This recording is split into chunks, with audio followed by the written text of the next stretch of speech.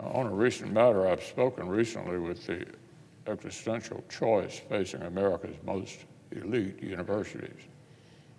In the wake of October 7th, an alarming surge of anti-Semitic hate swirled around the loftiest campuses in our country.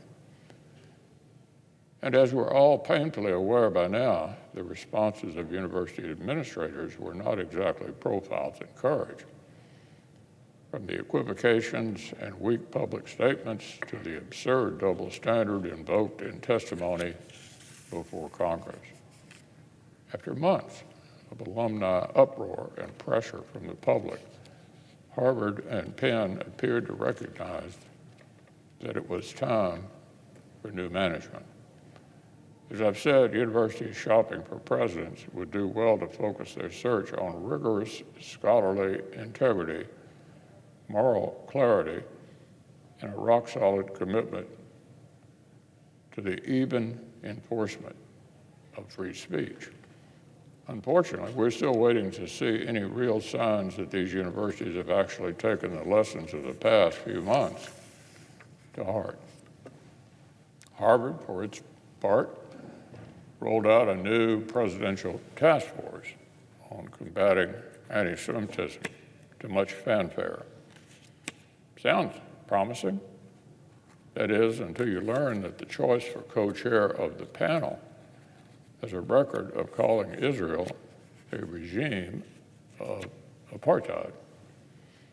The university has also made no plans to terminate an exchange partnership with a university in the West Bank that proclaimed glory for martyrs in the wake of October 7th, and whose students have even been arrested for planning a terrorist attack with weapons supplied by Hamas.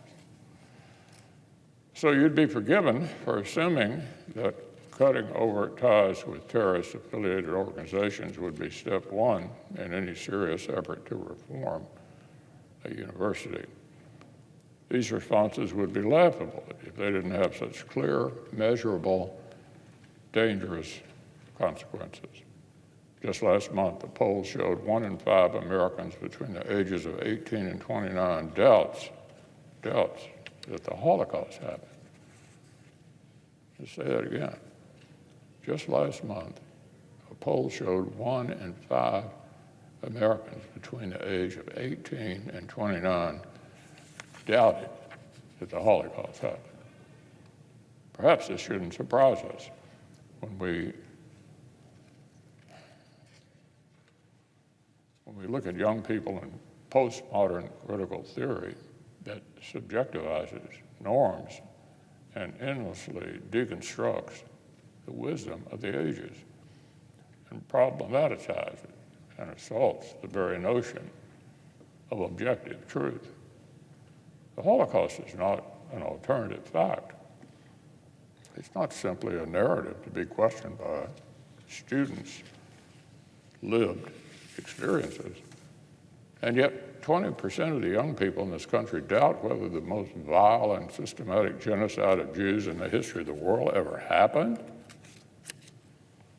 And the most elite universities vying to shape their minds have now spent months in an embarrassing public struggle to avoid reckoning with their role in the rise in anti-Semitic hate.